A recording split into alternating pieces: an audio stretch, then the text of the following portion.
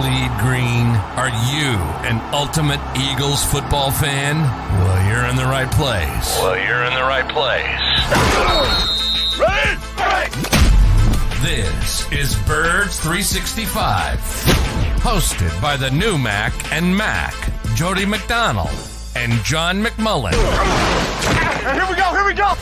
Who collectively have covered and talked about more than 50 plus years of Eagles football. Kick off your day with Birds 365. You'll get debate. We love to argue. You'll get the real story from inside the locker room. And you'll hear from some of the great football minds from around the region. You're about to become an Eagles insider.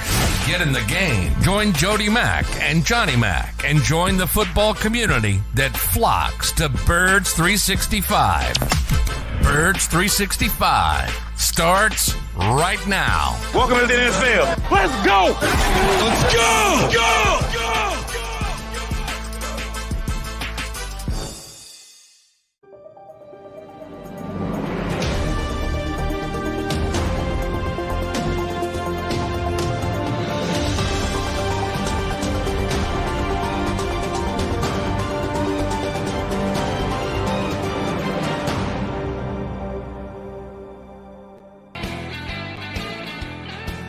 And a good football Friday summer morning. Eagles fans, appreciate you streaming here on Birds 365. You got Mac and Mac, John McMullen, Jody McDonald. Glad to be back after missing out on yesterday. I miss Johnny Mac when I don't get to shoot the Birds breeze. I don't believe that, Jody. Come on. You can't lie this early in the morning. Yeah, I can. and here's the one thing I can definitively say. I like sleeping in to 6:25, better than getting up before 4 a.m. to be on the air by 6 o'clock. Yeah, I like sleeping in. Now that I believe, yeah. That after the Phillies got a 3-1 win last night. Wake up, yeah. And yes, we're going to talk about the Birds, even though it's a busy sports day in Philly with the Phillies being hot and James Harden opting back into his contract. I'm not sure quite how I figured that one out and understand it, but we'll see how it plays itself out. Here's what we're doing on Birds 365. We're counting up, but we're counting down. Counting up is today is show number 560, episode 560 of Birds 365, and counting down to just 25 days until camp opens up. Yeah, it's actually getting into numbers that we can handle, can understand.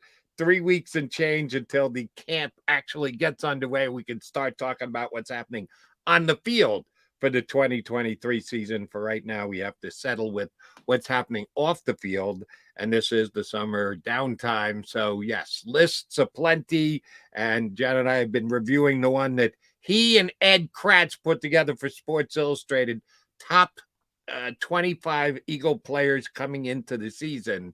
And yesterday was supposed to be a special day. On the day that ranked player on the Eagles was supposed to appear on Birds 365.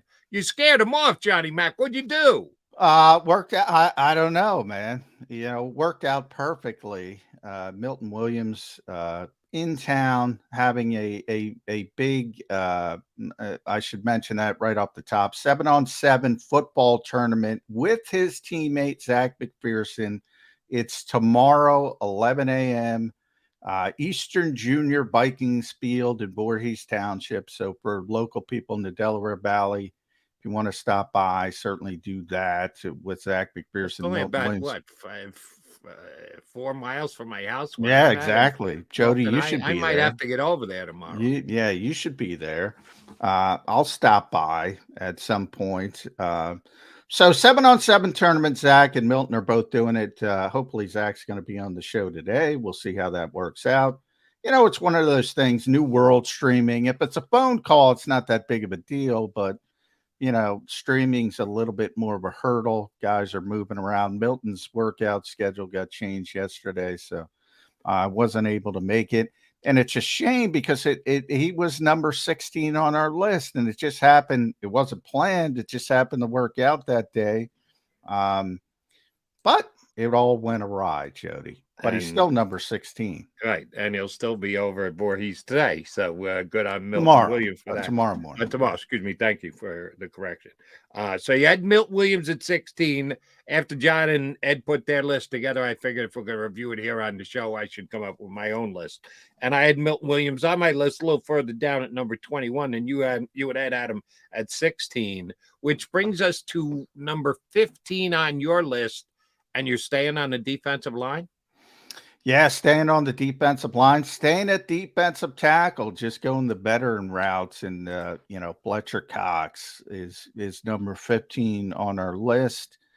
For many years, Fletcher Cox would have been number 1 on this list, would have been the best pure football player in Philadelphia. Obviously isn't at that level as he goes into what is his year 33. He'll turn 33 in December. So, obviously, he's not the player he once was when he was in the conversation for being the best under tackle in the world, not named Aaron Donald.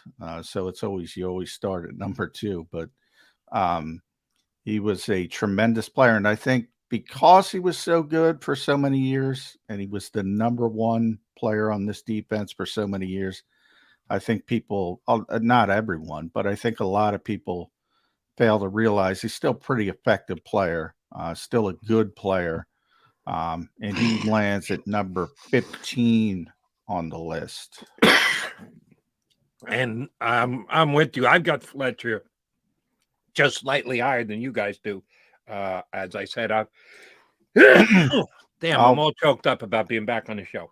I have Fletcher slightly higher. I'll get them in a day or two. My 16 and 15 are Nakobe Dean, who I had higher on my list than you and Ed. I had no great surprise. I've been on the Nakobe Dean top of the fan club bandwagon forever, so I had him at number 16. And I had Avonte Maddox at number 15, which I see by your list, you haven't gotten to Avonte Maddox yet. So I got Fletcher higher. You got Avonte Maddox a little bit higher than I do. So we'll continue to reveal on Monday. We'll have 3 new guys because over the weekend, SI and John and Ed come out with a guy a day. So we'll have 3 new ones on Monday. But you went back. Well, we're not going to be here Monday. We're going to have a bunch to go over because July 4th, I guess, is Tuesday. So correct me if I'm wrong, Zander. We're not doing shows Monday or Tuesday. And then we'll be back Wednesday, I believe. Monday, Tuesday off. Yes. Oh, so we got both Monday and Tuesday off. Okay. So yeah, we'll we'll almost be in the single digits by the time we get back on Wednesday. All right. So we'll have plenty to do. You went back to back DTs, Milt Williams and Fletcher Cox. Here's the question I doing a show yesterday on WIP. We had Brian Balding on, talked about offensive and defensive lines as a guest and the roster construction here.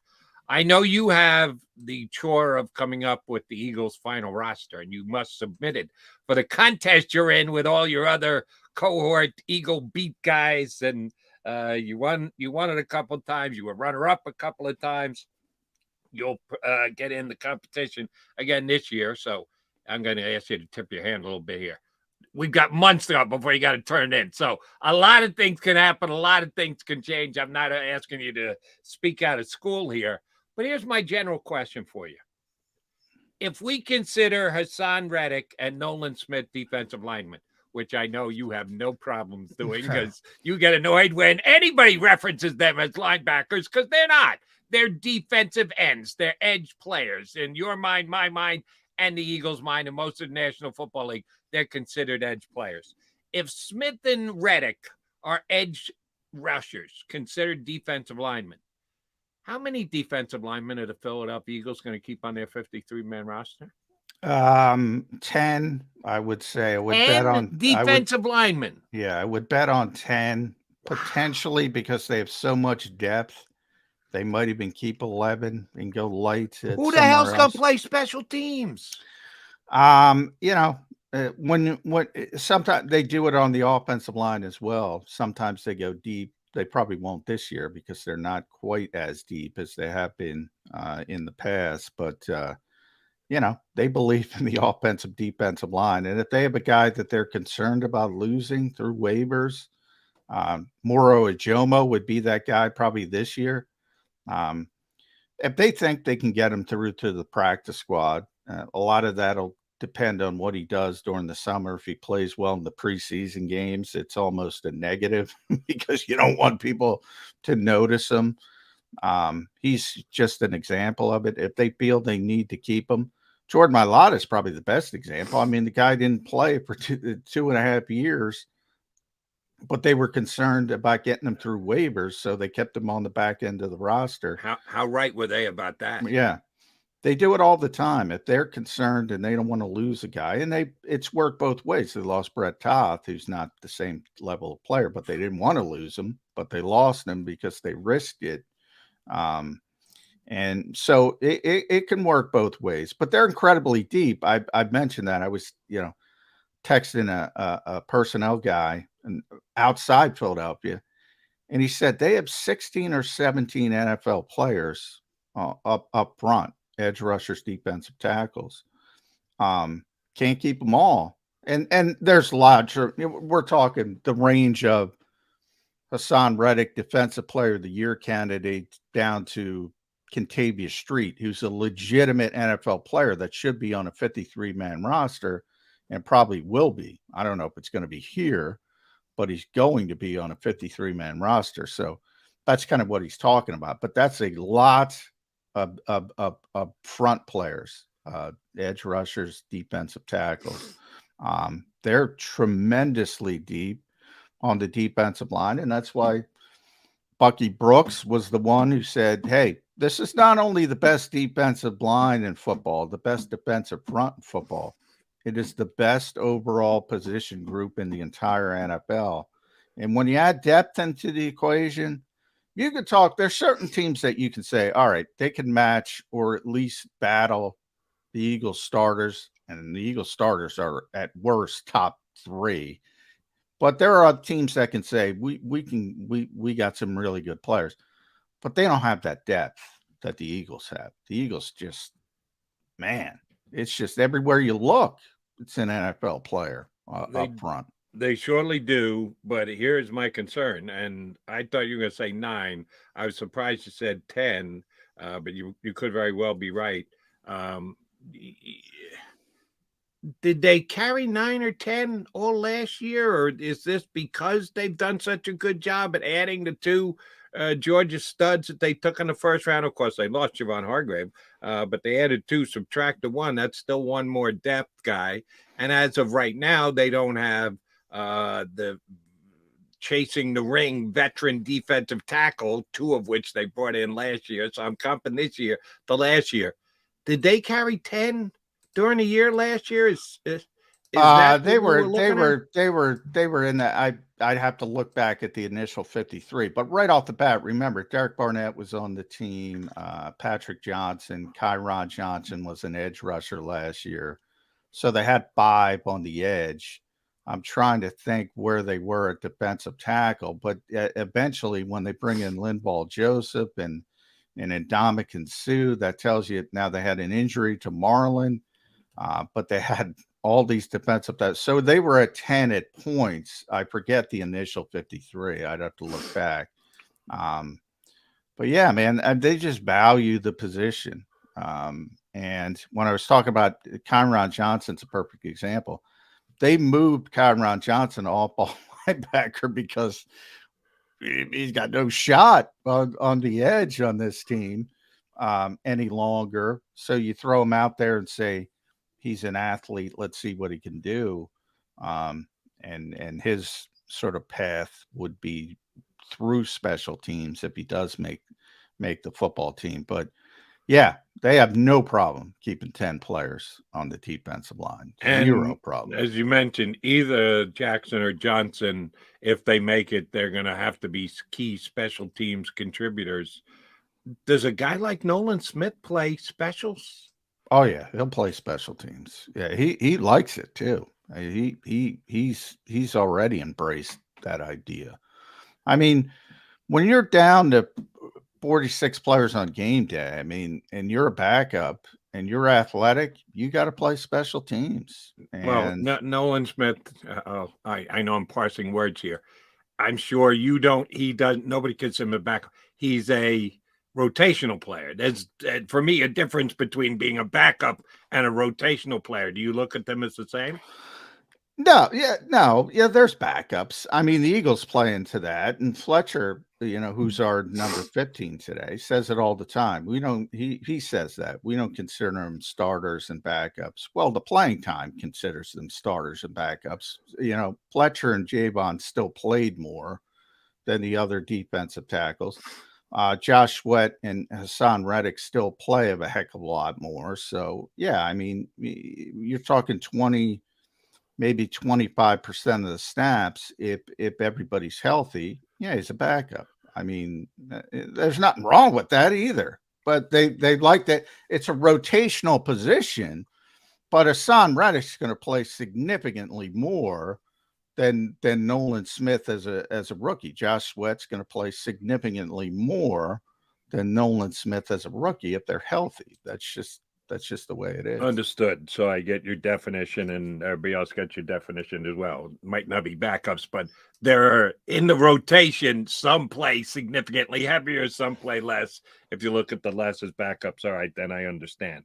All right, here's a key guy I want to ask you about as far, and I know I'm getting all caught up in special teams, but when you're talking about roster, you know this, Johnny Mac, you get in a contest every week, every year. You got to figure it. That's where you beat people. Exactly. That's where you beat people. Special teams. Yeah, because a lot of people are like, oh, I'll take the 5th best wide receiver. Well, if the 5th best wide receiver can't play special teams, he ain't making the team. 53. Exactly right. So here's the guy who no one would in any way, shape, or form, rotational, backup, whatever else, think of him anything less than an every down guy. Nakobe Dean did all his playing, almost all of his playing last year on special teams. He only got 32 snaps from center all year long, which I bemoan and people question me at the top of the list. He is slated right now to be their every down back. He's going to get the dot on his helmet. He's going to call the plays. I mentioned that Brian Baldinger joined us yesterday on WIP. I asked Baldy the question I've asked several of our guests, and I'll ask Andrew DiCecco is going to join us in hour number 2 from Inside the Birds. When the Eagles open up in New England, if they win the coin toss, which they did more often than not last year, and chose to defer, which they did every time last year, that means Jake Elliott gets a kick out of the back of the end zone in Foxborough, and the Patriots start 1st and 10 from the 25. Who will be the 2 linebackers on the field for the Eagles? 1st and 25, start of the game. That if there isn't a down where you're going to want 2 linebackers on the field, more so than that, I don't know when it's going to be. And Baldy said, I would not be surprised if they have an extra defensive back on the field. 1st and 10, first play of the season from scrimmage. He's already got the Eagles down to 1 linebacker. We know that linebacker, or we believe that linebacker is most likely going to be Nakobe Dean. They're going to ask him to play specials this year? No, because he's going to play. He's going to play at TJ Edwards level of snaps. Now, you never know with injuries, and there are certain guys, and Malcolm Jenkins, Rodney McLeod exemplify this. I mean, Malcolm played every play, and he would go play special teams. Rodney, it takes a special person and a veteran player who sort of says, "All right, I'm going to do it," and put their foot down. And Nakobe as a young player, they don't want to put too much on his plate. He's already getting such a bigger workload. I think they want him to concentrate on linebacker. So again, you never know if injuries crop up and things like that. He might volunteer, but no, I would say that's not the plan.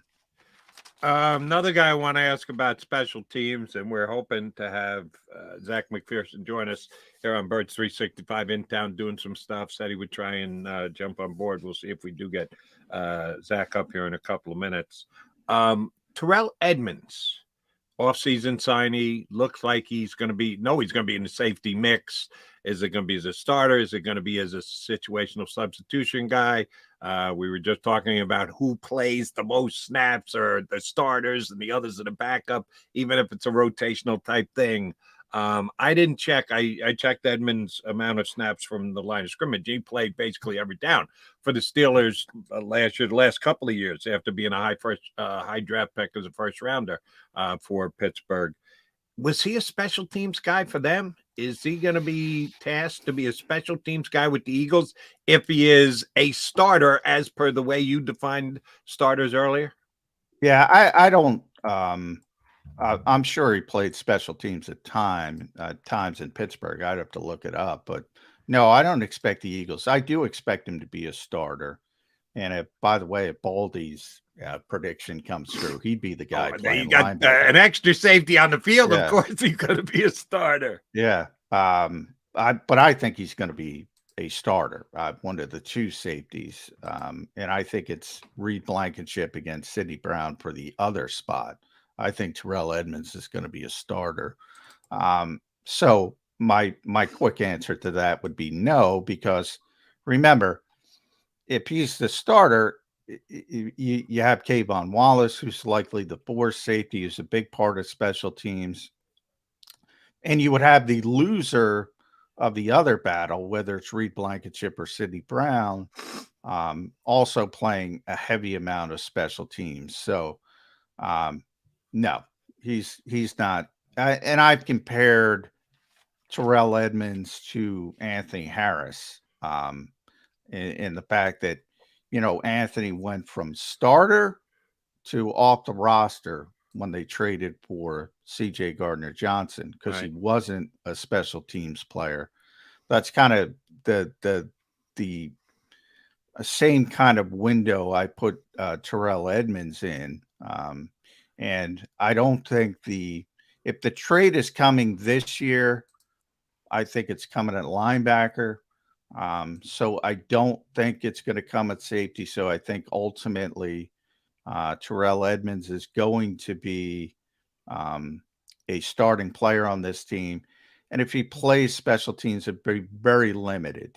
And I'm trying to, as I talk here, I'm trying to look it up. He played 49 snaps on punt return teams, so he's basically blocking on punt returns. He played 58 snaps on extra points and field goals, so essentially on the blocking units. So he might do something light like that, but he wouldn't be a core, as they call it, a core special teamer, that type of thing. One more guy I want to ask you about special teams. I'm pretty sure I know the answer, but it'll get me to my next point. The reason why I'm asking all this is because you and I have debated back and forth a little bit, and I give you your props in that you probably got a better read on this than I do, because I just Howie Roseman has done such a phenomenal job at marketing, managing this team, doing deals. Executive of the Year last year in the National Football League, very deserved. He made one major mistake going into last year, and that was extending Derek Barnett. And this is not 2020 hindsight because Derek Barnett got hurt. I told you here on Birds 365, I thought it was time to move on from Derek Barnett before they ever gave him the contract extension, which they did, which at some point they're going to pay a price for. Well, actually, they already did pay a price because they went out and attempted to replace him with Quinn, who they gave a fourth-round draft pick for and got basically nothing out of in return. So they're going to have to pay for it again. He's only on the salary cap for $1 million this year, $1,080,000. He's got a per game roster bonus of about 50 G's. So it'll add something more onto it if he's on the team. But they've done another one of these put it off future contract hit deals with him. So when and if he becomes an ex-Philadelphia Eagles going to take about a $10 million dead cap hit. And if you're going to take a $10 million dead cap hit, you want to do so on a player who at one point gave you more production than Derek Barnett has ever given the Philadelphia Eagles. Is he a special teams player? Because he's got a chance to make this team this year, more so because they want to put off the dead cap hit than anything else. Then they actually believe he's going to get 7 or 8 sacks as part of a rotational defensive end position. Did Barnett ever play specials? Yeah, he has. And again, when you're talking about defensive linemen, it's generally just more in the blocking role, especially as a younger player. But no, at this stage, he's not going to play. He's certainly not going to be, as I mentioned with Terrell Edmonds, certainly not going to be a core part of special teams. But that dead money hit you gave was pre-June 1st. We're already past that. The Eagles could cut him today and take a $3 million hit this year, and then they got to take some smaller hits in the years moving forward. I still think he's a very likely trade candidate, and if they trade him, that dead money goes down to under $2 million. Now, the problem is he had a torn ACL, right? So he's got to prove he's healthy first. He did not take part in the off-season work because he tore his ACL in early September, the first week. 9 months would be mid-June. So he's probably cleared now, and he's going to be cleared for training camp. And if he shows up teams around the league, again, not everybody's as deep as the Eagles on the defensive line. In fact, I would say there's 31 teams not as deep as the Eagles on the defensive line. And that is a valuable position. And I've been saying it. They can get something for Derek Barnett as long as he proves he's healthy. Now, I'm talking day 3 pick, conditional 7 that maybe turns into a 6. Nothing grandiose, but they can get something for Derek Barnett. And ultimately, I think they will because they have so much depth. And right now, it's Reddick, it's Sweat, it's Graham, it's Smith. There's no real reps there for him. And again, but you don't have to do it immediately because, well, you can't do it immediately because he's got to prove he's healthy. But even if he was healthy, you don't have to do it immediately because you want to do is wait for training camp, wait for the injury to pop up, wait for the desperation somewhere. Maybe it's a gambling suspension, Jody, somewhere else as they keep popping down. And all of a sudden, a team gets desperate and gives you a little bit more even than you thought you would get. The Eagles have Janarius Robinson. They have Patrick Johnson, who's played. They could always move Kyron back. They have so many bodies, as I said, at edge rusher, defensive tackle. They're dealing from a position of strength. Ultimately, I don't think Derek's going to be here. It's not that huge cap hit that it would have been pre-June 1st. It's more palatable, and we'll see. But if somebody gets hurt on the Eagles, then all of a sudden you still have them. You're still in the back pocket. Bit of a safety net. Yeah. I certainly understand that. And I apologize for giving the pre-June 1st number. Maybe you understand the workings of the salary cap better than I do. I always thought that it was trade or release. It's the same cap hit for future years going forward. Why less for a trade than if they were to flat out release him? Because if that's the case, I'd trade him for a conditional 7th, which disappears. The Eagles, the only team in the world to actually put the first higher payment first. And then if he doesn't achieve certain stats, they get a lesser pick. Everyone always says it's the lesser of the 2 picks, but it can advance to 1. But the Eagles like to state it as if they're getting a better pick. So you can state it as a 7th round pick, which could become non-existent if he doesn't achieve certain stats with his new team. If there's $1 million difference between being traded and being cut, I don't even care about that day 3 pick that I get. I do it just for the sake of saving $1 million on a dead cap hit. $3,057,000 if they cut him. If they trade him, it's $1.977 million. And I trade him for a sandwich. Well, you got to get something. You got to get a bag of footballs. Otherwise, there's some good sandwiches out there, Johnny Mac. Are you bad mouthing sandwiches? Are you not a lunch guy? No, we'll give Wawa the free plug for Hoagie Day. Yeah, give me a hoagie. Because remember, if you're cutting him, nobody's picking up the contract. So that's the difference. Somebody's picking up the contract if they trade for him. So if you cut him, everything gets, put on the books right away. Whereas if you trade them, all you're worried about is the original signing bonus, and that's what you're responsible for, and they're taking on the contract. So that's the difference. But if it were running back, I would tell you they're not getting anything for him. If it were linebacker, the devalued position, edge rusher, man, desperation for teams in this league. There are so many teams in this league that do not have good defensive linemen. It's same thing with offensive linemen. I would have the same argument with people that say Matt Pryor stinks. Matt Pryor stinks. Maybe stinks to you because you're used to watching Pro Bowlers and all pros. Right.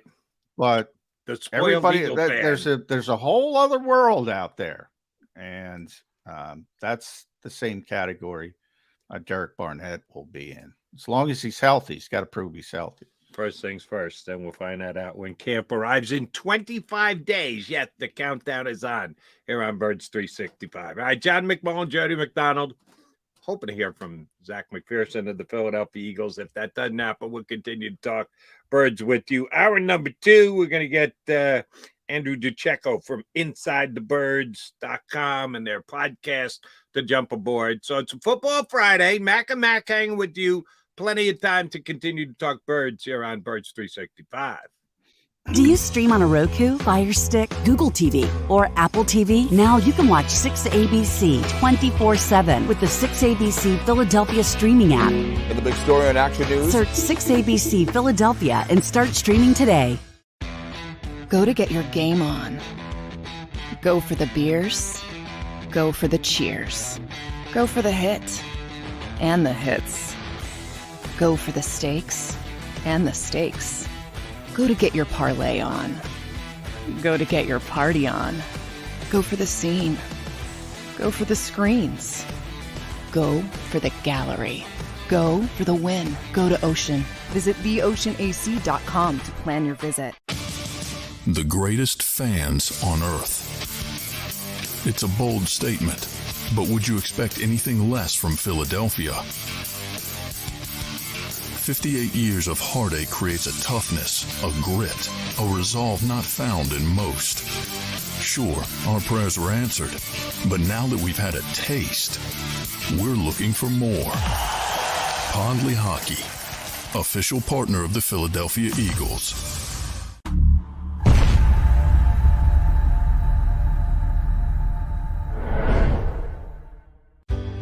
Go passionately. Go fearlessly. Go confidently. Go Birds! Go confidently towards your goals with First Trust, Philly's hometown bank for nearly 90 years, and the official bank of the Philadelphia Eagles. We're focused on getting you over the goal line. So go with conviction, go with trust, Go Birds! and go forward with us by your side. First Trust Bank, the official bank of Philadelphia dreams. Oh, and go Birds. All right, did you know I was the Mommy Slam Dunk Champion? Really? Yes, really, don't sound so surprised. Let's see it. Oh, you're ready. All right, here we go. Let's hear the crowd. So go to right, I go to left, fake 'em out. Mama, go up, up, up. She did it. Again? You can't avoid gravity, but United Healthcare can help you avoid financial surprises by helping you compare costs and doctor quality ratings. United Healthcare. Uh-huh.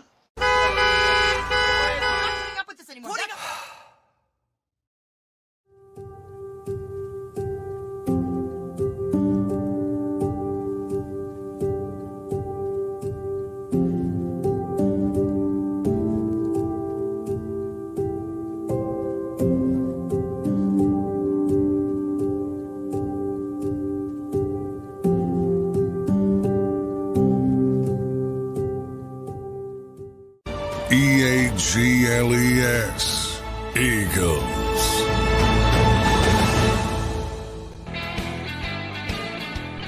That is what we talk about here every day on Birds 365, EAGLS, Eagles, Eagles, Eagles. He's John McMullen. I'm Jody McDonald. We're hanging with you on a Football Friday, 28 days until, 25 days until the Eagles camp gets underway. So we're getting, in realistic terms, less than 3 weeks away from almost being there.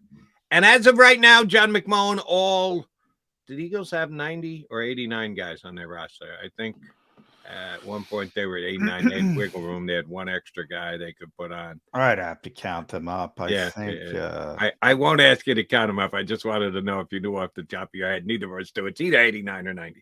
That's a lot of guys, and they will get down after camp. And remember, cut down not till the last week of preseason. There are no stages of the cuts down this year. It's all the way from 90 down to 53, which is going to be kind of crazy. Weird. That day is going to be crazy. That's going to make preseason, Jody, even less meaningful because you're going to have all those guys for the entire time, if it's possible. They're at 88 plus the Matt Leo exemption. 89. That's what I thought with Matt Leo. And that doesn't really count. Right. You said it's an exception. So it is a little bit different than in other years, but at least they have all 88. Some teams don't have that because guys have been found guilty of gambling on NFL games or gambling on NFL properties. The NFL levied out a couple more punishments yesterday, including year-long suspensions, which cost guys their jobs. I give a couple of, like the Colts. You get a year-long suspension. See you later. Bye. Whether you're one of our best 53 guys or not, whether we thought you were going to probably make the 53-man roster. No, you're not available for an entire year. See you later. Bye. And they're getting out the hammer and just cutting these guys. I know we talked about it, but I feel the need to bring it up whenever we have these suspensions again. NFL means business with this. Have these players not figured this out yet, that they're not goofing around? They're not putting out just a story or a narrative to try and keep their guys in line, that if you get caught, you're going to pay a heavy price for this. The players just not figured it out, that there was still some more yesterday, or are these an isolated incident? I don't think it's isolated. And clearly some players haven't figured it out. But whenever you see these gambling commercials, Jody, what do you hear at the end? 1-800 whatever. If you have an addiction, call blah blah blah. Right. It is an addiction to some people. So I look. We've talked about this enough. I got a big problem with the way the NFL handles this, the hypocrisy of it. It's insane to me that you can sit up there and talk one way and act another behind the scenes and gladly take the money. However, I'll also go, to people who say, well, the owners need to be responsible. Do they bet on the games? I mean, most of us have jobs, right? Most of us have bosses or owners. Hey, guess what? They don't have the same rules as us. Not in anybody. Use it in your own life. That's a dumb argument. That's just the way it is. You're an employee, not the owner. So that part I kind of throw out there. But the hypocrisy of the lack of education, and I bring this up because they just had a conference call with us reporters 10 days ago, maybe. It's like, why now? Why the hell didn't you have it why? Because they do everything by the seat of their pants. So, first make the rules very clear, very concrete. I think it's easier to say, hey, don't gamble, period. Or it's a suspendable offense. Don't say, oh, you can gamble on basketball, but you can't gamble on football, which makes sense. Football should be common sense for these guys. So I don't have as much empathy for the guys who bet on actual football, but for the guys who bet on other sports and things like that, but did it on team property, or a team hotel on the road trip. Come on. And I've said before, there's got to be stages of this. And I'll say, if you catch somebody spending I don't know, $100, betting $100 on a basketball, on an NBA playoff game at the team hotel. I'm all for saying, hey, knucklehead, you can't do this. And fine them. Okay. And if they do it again, then I'm all for it. Then bring the suspensions into it. So I think there's more common sense that needs to be applied to this. However, but if somebody's betting 100 grand on the spread of their own team, yeah, get them the hell out of here. I mean, Right. to me, there's levels, Jody. There's obvious common sense levels that somebody bet $5 on a parlay. It's suspending them for forget about a year, for even 6 games. I mean, that to me is silly. I agree with you about the levels, and I agree with you about, and the NFL is not going to release this information to Jody McDonald, John McMullen, or anybody else as to what actual bet they made, as to how that is going to determine how much their suspension should be. The suspensions have been like mandatory. 6 games or a year. There's like no in between. There's no 2-game, 4-game, 12-game, fine first, then get to a suspension. They've been pretty set in stone type suspensions you're looking at, which I'm with you seems to be a little bit harsh. And I'm a guy who from time to time, not often, I know some people that given the chance, they'll run up on that grassy knoll and think the big conspiracy, any chance they can get, any little opening they can get, they'll immediately go there. I don't. Every once in a while, I'll go a step or two and go, I don't have every piece of evidence to prove, but this makes a little bit of a sense to me.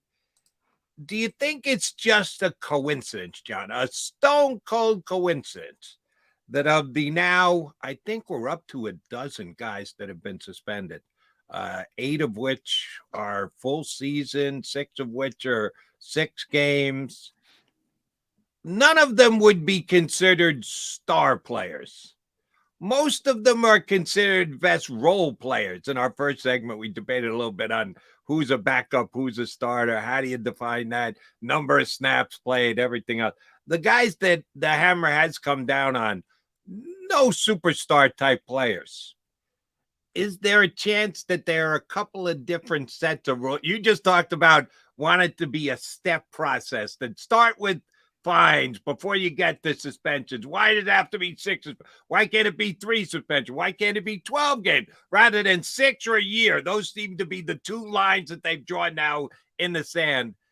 Does the NFL have different punishments and or way that they handle things, what they find out for the level of star you are in the National Football League? No, I mean, same thing I said with levels, same thing applies here. I'm all for a good conspiracy, but I'm not going to be Mike Florio. There are certain things like, one of the things I can't stand, like I can't even go on Twitter during a Sixers playoff game, Jody, because it starts from, basically 2 minutes into the game. Oh, crap, he called this, that. Oh, it's just constant people talking about the officials instead of what's going on the floor. And it drives me insane. But then again, Tim Donaghy exists, and he was doing some untoward things. Now, Tim's from Havertown, by the way. He'd probably be helping out the Sixers, if anything. But anyway, I digress. There's levels to it. These things have happened in the past. You can go all the way back to, you're a New York guy, City College in New York, big college gambling scandal. People have shaved points. It seems to be easier in basketball than other sports. So it has happened before. And I get why leagues are concerned about it. As far as, average players or below average players versus star players. Look, they've suspended star players for other reasons. Whether it's PEDs, Lane Johnson in Philadelphia, Sean Merriman, who was, Defensive Player of the Year candidate, had a big PED suspension. No, I'm not going to go that far. But as All far right, as you did throw a couple stars names out there. One position you did not throw out there as far as stars go is the guy that the ball gets snapped to. I don't remember any quarterbacks prior to gambling, any other PEDs, any other potential suspension. When was the last time a star quarterback was suspended for anything? Tom Brady for deflating Oh, footballs. good point, Johnny Mac. Yeah, You got me there. I forgot yeah. about Brady. And By man, the did he way, fight it tooth and nail. yeah, You he talk almost about went. not accepting responsibility. Damn, Brady fought for every last second he could potentially Yeah, stay on the he field. he he almost. And by the way, his suspension was stupid, and he's the biggest star in the game. Um, So, I mean, that kind of proves they will suspend players. He Right. almost took that to the Supreme Court, by He the way. tried. Oh, he fought the fight. Well, Ted Olson, who was his lawyer, former Solicitor General of the United States, so he's got a good feel.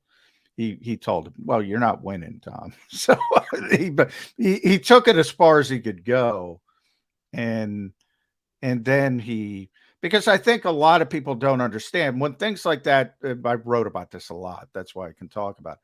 When things get to the Supreme Court, like people, well, the Supreme Court's arguing over deflated footballs, and there's so much. No, they're not. They're arguing over the legal issue of does the NFL have the right to suspend Tom Brady for this? That's all they were. And Ted Olson told him, "Look, dude, you're not going to win." They do. It's a CBA. The players gave them the right to do this. So you're going to lose this case.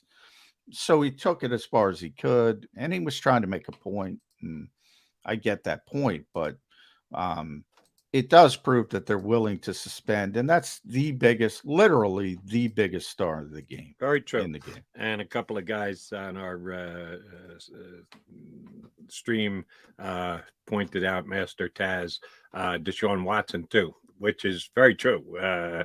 He went above and beyond with his therapist. Yeah. The hammer came down pretty harshly on Deshaun Watson, and rightfully so. So my assertion that maybe quarterbacks are treated a little bit different in a lot of ways. They are on the field, but off the field, the hammer can come down on them. And Watson was such a unique at the beginning. Remember, he wasn't even suspended. He was on the exempt list for many, and then after everything got cleared up, he served his suspension. But yeah, he's another one. And he lost essentially 2 years. And yeah, that was an ugly situation to say the least. And the Cleveland Browns are trying to dig out of that this year, and the Eagles will be playing the Browns.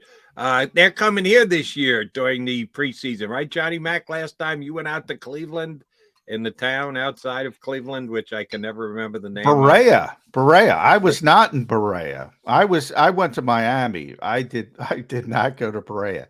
Ed Kratz went to Berea. You dodged the Berea duty, huh? I'm guessing not a thriving metropolis, but hey, what do I know about Ohio? So we do have the Browns coming here this year, so we'll get a chance to see firsthand if Deshaun Watson, after a season off and then a half a season off, has still got game for the Browns this year. And we are just 25 days away from the start of camp. Rookies first and then veterans, but veterans with injuries will come in on the same day. Will you even know, John? I'm sure you'll be given your schedule and when you can go down there and the like. Eagles aren't going to do a 180 on us and hit the ground running with some serious practice this preseason, are they? No, I mean, you can't. You have again, everything's collectively bargained. You have a 5-day ramp up period now where you can't even put on the pads to a certain point. You can't hit to a certain point. So, and the Eagles are, not going to do a lot of that anyway. They're not going to have, as we call live periods. Doug had like 2 a summer. That's it. Yesterday when Rob was here and you were doing WIP, Jody, we talked a little about, we got in a wormhole. We got the Chip Kelly wormhole with Paul Domowitch. And, You know, it's what Chip was the start of a lot of this. Chip doesn't get the credit for all the changes that he brought to the NFL that are now just accepted. I remember when he first got here, we were like, they're not going to hit it all. And they didn't hit it all. They didn't have any live periods. Now it's very rare. There's fewer teams that do it that don't do it. And he was the crux of a lot of it. And not to mention the RPO based offense, the sports science part of it. He just had no filter. You know, he didn't have a filter. But a lot of his ideas are now accepted in the NFL. A lot, but not all.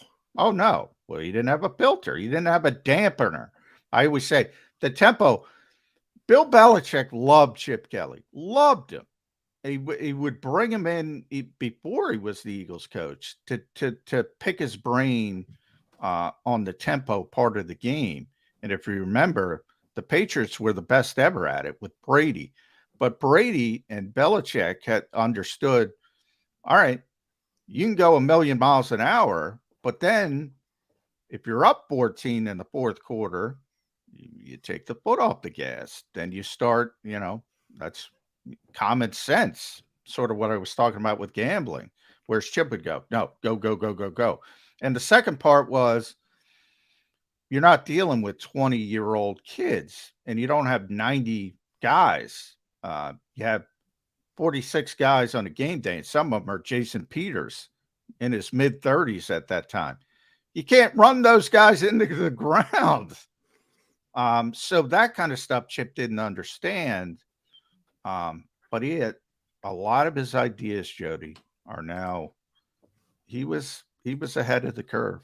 In certain things, he surely was. And as you say, not just with the Philadelphia Eagles, they stay in place here in Philadelphia, but they have spread across the entire National Football League. I give him credit for that.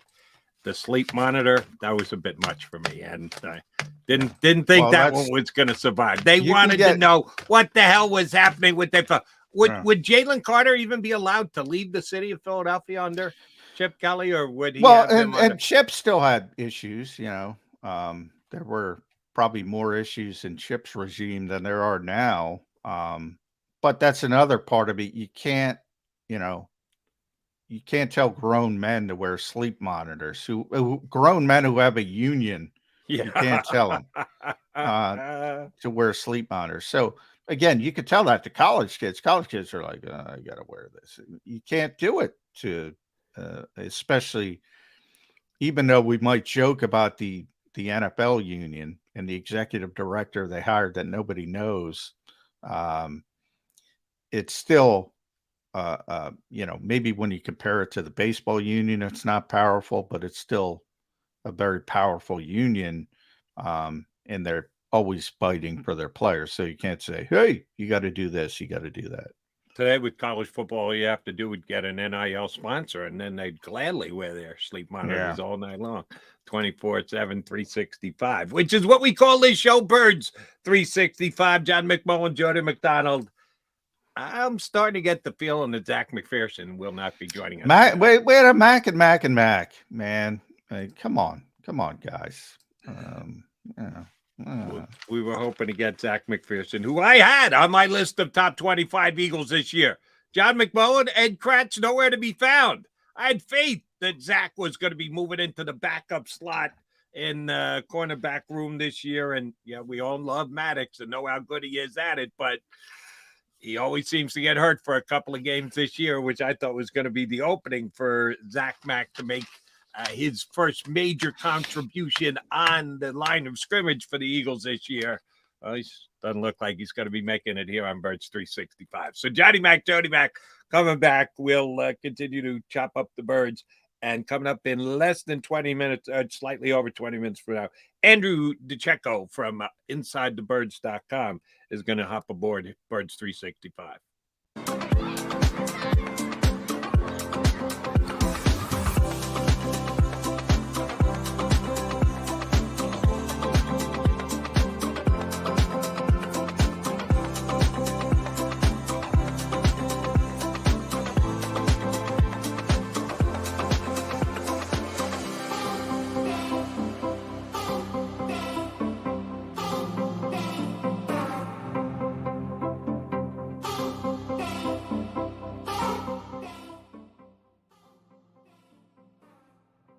Heading down the shore. Have a ball once more. Here, imaginations run wild and time stands still. Because here, you can find the best of the Jersey Shore, all on one 5-mile island. So leave the old you behind and get lost in the woods. Wild, wild, wildwood days.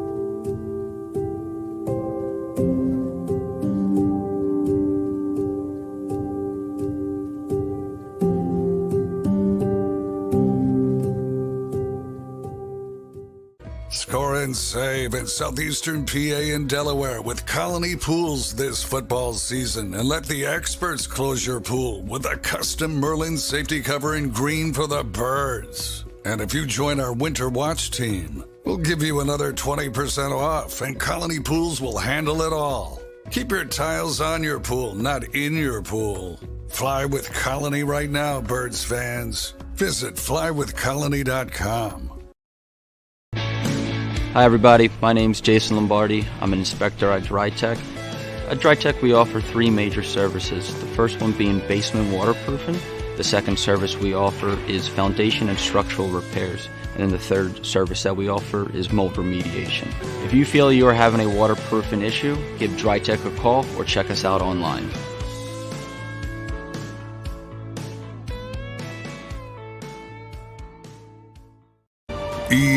EAGLES, Eagles.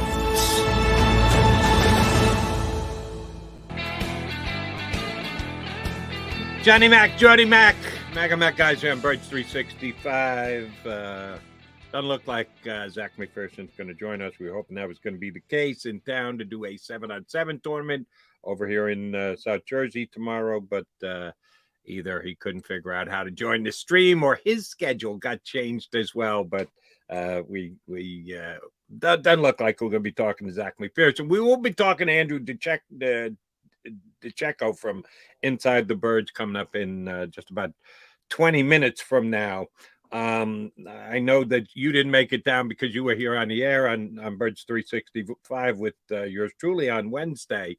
But it sounds like the Eagles' autism affair down in Sea Isle City was a thriving success. Over $100,000 raised. I got a chance to do the show with Joe DeCamera and James Seltzer yesterday on WIP, and they were down there. James, part of the chugging contest against Mr. Kelsey and his brother down there. The Eagles Autism Fund has grown over the years, Johnny Mac, and it once again just shows how Jason Kelsey is, and I've been here in Philadelphia for 32 years now doing shows, the best man of the people Philadelphia player in my 32 years, maybe ever. I don't want to speak to before I was in Philadelphia, but I know Richie Ashburn was a pretty popular guy, both as a player and then afterwards as a broadcaster. But Jason Kelsey more fits the town of Philadelphia and its fan base than any other player I've ever seen in this town. Yeah, it's pretty amazing. Yeah, we were talking about that a little bit yesterday on the show as well. I he gets it, and he tries to teach other people along the way, but it's hard. I mean, and I was bringing up with Rob. I mean, there's this mentality that if you play hard, Philadelphia's going to love you. I don't know if that's necessarily the case. I describe it as if you play hard and you're really good, Philadelphia's going to love you. I brought up David Bell. You're a baseball guy. David Bell would hustle his you-know-what off, but wasn't very good. And the people kind of crapped on him at times. Nate Gary here, I use the example. worked his ass off. Wasn't very good. People didn't like him. So I do think there's more to it than just that. But Jason gets and I brought this up with Sean Desai as well versus Jonathan Gannon. He gets the PR part of it. Like, you got to talk a certain way. You gotta act a certain way. You got to be a certain way as well. Whereas, Sean Desai was, when he was talking about the mentality of the city, and we want to make you feel us as a defense. That's what the people want to hear. He's going to play the same philosophy. Jonathan was more of just, all right, this is what we're going to do. I'm not going to pay lip service to the other stuff. But it's important. The PR part of it's important, Jody, and Jason gets it better than anybody. I agree with you. Better than anybody who's ever played in this city. And he plays the offensive line, which, even though this is, my opinion, again, 32 plus years experience, is more defensive town than an offensive town. The Philadelphia fan mindset does kind of meld with Howie Roseman in that the trenches are all important, and they like the grind and the in your until face the draft, Jody. Then they want the skill. Yeah, true.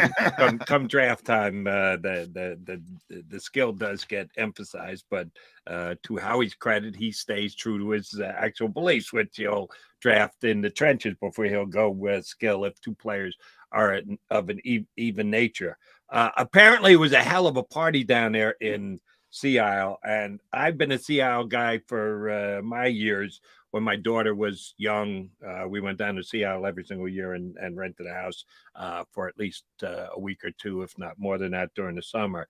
And I don't know how they got around it. If they had like 10,000 people or somewhere there, thousands of people in there.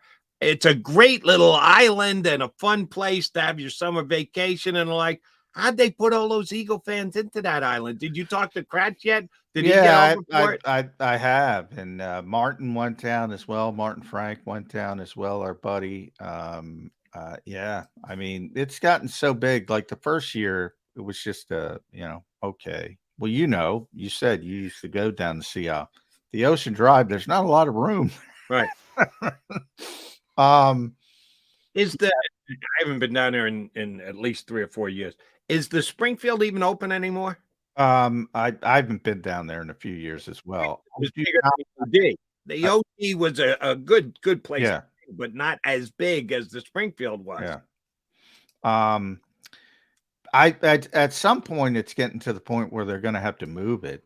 I don't, or they're going to have to severely limit, via tickets or whatever, have sort of a lottery system. It's getting too big. Obviously you had Travis and, we were talking about what players would show up. The first year was 1 or 2 guys. Now a bunch of guys are showing up. Yeah, it's become this giant thing. NBC Sports Philadelphia was doing a live broadcast. WIP was doing a live broadcast. It has taken on a life of its own. And now you have the podcast as well that's become so popular for Jason and Travis. And I know Jason loves the OD, and I know he's not going to want to move it, but something's got to give. It's getting too big. And I asked you to speculate for me, and I asked the camera yesterday, and he did the show. Then he went, took a nap. They came back for the afternoon or whatever. His offensive lineman came out in droves. From Dickerson was there, Mailata was there, and somebody else. I don't know if Juergens was there, but somebody else from the offensive, one of the backup offensive linemen was there. And a couple of ex-Eagles came down. They said there was good show out of alumni to support Jason and the cause. So good on the Philadelphia Eagles for raising over $100,000 for autism. And luckily, no incidents reported, because that's a whole bunch of people in a small little area having a goodly amount of adult beverages. something could go awry, but nothing did. So again, congratulations, Eagles. Specifically, Jason Kelsey. He's the driving force, but Eagles autism also does a lot of hard work for that. So it gives the chance during the summer months, and I think it's absolutely perfectly timed. So you and I both talk about how the NFL's calendar goes 365. They want to keep you interested. They want to keep you talking about it. They want to keep you engaged all year long. Jason Kelsey helps out all by himself. He keeps the Eagle fans engaged and also raises. And they that's the most important part. I forget the number. It was a big number though. But they raised was over $100,000. Yeah, I think it was higher than that. The number I got, 380. No. 380. Wow. Now Jason, part of it is Jason matches part of the proceeds as well. So I'm sure that factors in, but either way, whole heck of a lot of money. And that's the good part. But yeah, 380 is what the Eagles released. That is damn impressive. That number had not come out yesterday by the time I was on WIP, because I asked Joe if they had stated a number, and he got out of there by an early enough time that he didn't get the number, and we didn't have it before we got off the air yesterday. So if it rose, and that's not even final, by the way. That's the final number still being worked on, so it'll probably even raise up a little bit from there. That's pretty darn impressive. One thing that I do want to get to before we get Andrew DeCecco from Inside the Birds, both.com and the podcast up in a couple of minutes. What do you know about Lloyd Howell, John McMullen? You and I touched on this the other day, and I said it could come down. The reports are out there. The NFLPA could have a new director before the day is over and done with. Sure enough, that was the case. You text me about 2 hours after the show. Hey, they just named their new guy, Lloyd Howell. Yeah. I said, was he on Gilligan's Island with the professor and the skipper? Mr. Howell, wasn't he on Gilligan's? Who the heck is Lloyd Howell? Yeah. That's what I know about him. His name, Lloyd Howell. I don't think anybody. He's a financial guy, so that part of it makes sense. He's a CFO and treasurer for a couple different companies. And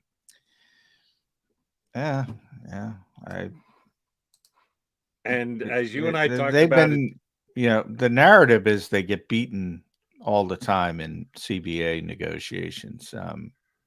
Maybe helps. It seems like D. Smith would get like a lot of important off-season sort of quality of life issues for the players. When we talk about the scaled back schedules and all that stuff, he was good at that. But the finances, he'd always get sort of raked over the coals, and that's what the owners care about. They'll give up anything in the off season as long as they get more money. And maybe this guy can change it a little bit, more of a financial background. Not going to be maybe a pushover in that aspect, but I'm only speculating. That's why they went in that direction. And that's what I asked you to do, some healthy speculation, because I know nothing. If you know very little about Lloyd Howell, I know even less. And the reason why I brought it up the other day, and I still do today, and I thought maybe now, 24 hours after the announcement came out, who is going to be the new NFLPA director, that we'd find out a little something about the process. And that has not been the case. You've got at least one rep for every single team who are involved in the vetting and the decision-making process. It's not all NFL players show up and are in constant contact. You have your team rep. He represents you and your teammates, and then you have to trust him to be part of the voice of the committee that does make the selection. That's over 40 guys. And there were no leaks on this. None. The information brokers across the National Football League had no potential guys who could be hired. And you would think, all right, well, they picked their guy. They got it done. They did a nice job. They kept it under wraps. They didn't let anybody know who are the candidates and like. After the fact, we'll find out. Well, we're 24 hours later, and there's been no speculation on who else was being considered for this position.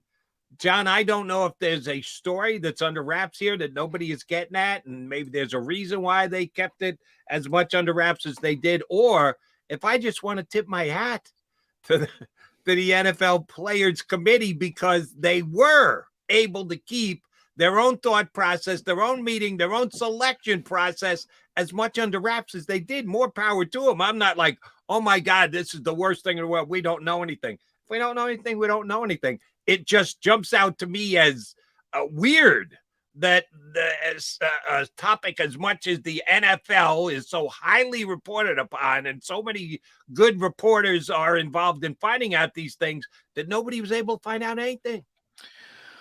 Yeah, to me, it just points to, it's a union like any other union. And even though people think of unions and, workers' rights, you see the high profile unions, you can see, and I'm talking far beyond football in the history of this country. Most of them were a little corrupt at the top. Absolute power corrupts absolutely. Very few people were in on this decision. That's the bottom line. That's not what a union is supposed to be about. Very few people are making these decisions for a lot of people. And we'll see. I mean, a lot of players complained about the lack of information leading up to it.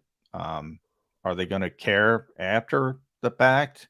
That'll probably have more to do with the job he does. But this wasn't, hey, let's take a vote from all the players. This was a very finite group of people making a decision for everybody else. And that has been the history of high-powered unions in this country, to be honest. Understood. But you used the word finite. Well, finite of 40. Finite of 2 or 4 or 6. I can understand being able to keep under wraps. 40. Well, I think the finite of 2, 4, 6 was steering the wheel, and the other 40 are just rubber stamping. That's I think the problem with this whole situation. Okay, so then you're saying shame on the representatives of each of the team that they got a position of power and didn't use it. They just went along to get along. I'm not sure it's a position of power, is what I'm trying to say. The positions of power are that inner circle, that group of, and I don't know what the number is. So you don't think the new appointee was voted upon by the player reps? No, of course he was. But they're, these things work as, hey, I forget his name already. That's how. But Lloyd's the guy. Lloyd Howell. Yeah, Lloyd Howell's the guy. He's the best guy for the job. And then everybody gets in line. That's the way, unfortunately, unions have worked in this country for far too long. And if you know, please tell us. If you don't, it's a really beyond your scope type question, beyond a lot of people's scope type question. Other than J.C. Treader, who's wielding that power in that little group? I don't know. There's a bunch of Jimmy Hoffas. I don't know who they are. But that's just the point. I mean, Jimmy's probably the most famous for, not the best of reasons. I think we still don't know where Jimmy ended up, right? No. He might be in the Meadowlands, but they tore it up, and he might be under parking space. If section C, row 4, space 12. My point there is the Teamsters, the rank and file weren't voting on Jimmy Hoffa. It's not to that level. I'm not saying the corruption's to that level, but I don't think it's a concrete. I don't think those 40 guys are getting together and saying, let's look at the best candidates and let's everybody. I think in that case things would have been leaked out, but that's not how. You think it was more slam dunk than anything else? Yeah. Well, first things first, we got to see and or hear from Lloyd Howell, who don't know. I think that's happening today. I think. Is they're going to have their first press gathering with the new director. And he might do a great job. I'm not saying he's a bad choice. I'm not saying he might be better than D. Smith. A lot of people didn't like what D did. A lot of people liked him. This guy might be great. I'm just,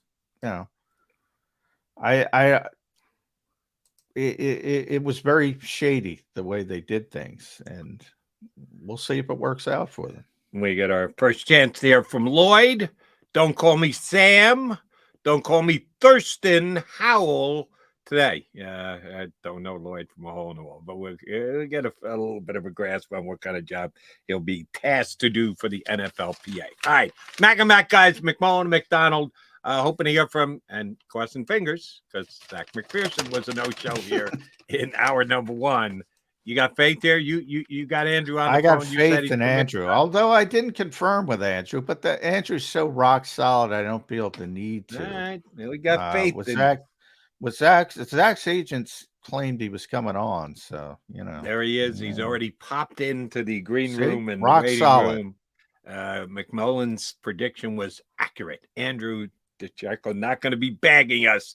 He's joining us next from InsideTheBirds.com here on Birds 365. Do you stream on a Roku, Fire Stick, Google TV, or Apple TV? Now you can watch 6ABC 24/7 with the 6ABC Philadelphia streaming app. And the big story on Action News. Search 6ABC Philadelphia and start streaming today. Go to get your game on. Go for the beers. Go for the cheers.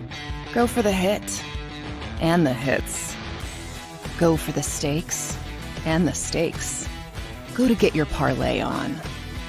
Go to get your party on. Go for the scene. Go for the screens. Go for the gallery. Go for the win. Go to Ocean. Visit theoceanac.com to plan your visit. The greatest fans on earth. It's a bold statement, but would you expect anything less from Philadelphia? 58 years of heartache creates a toughness, a grit, a resolve not found in most. Sure, our prayers were answered, but now that we've had a taste, we're looking for more. Pondley Hockey, official partner of the Philadelphia Eagles.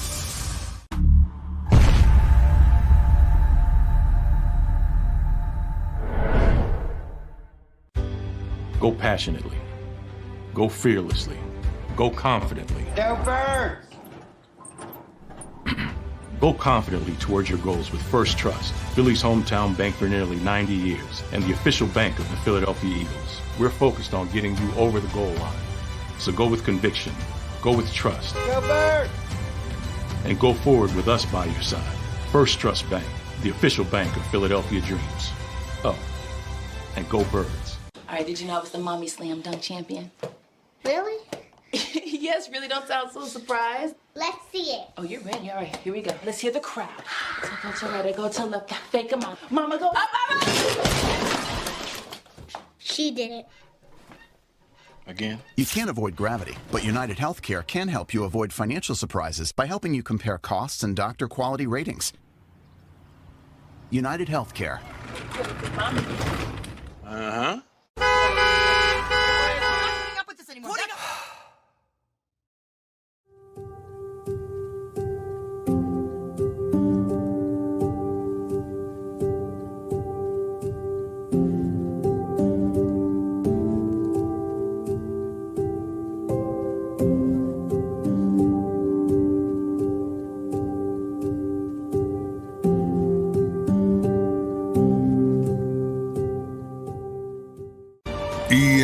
EAGLES, Eagles.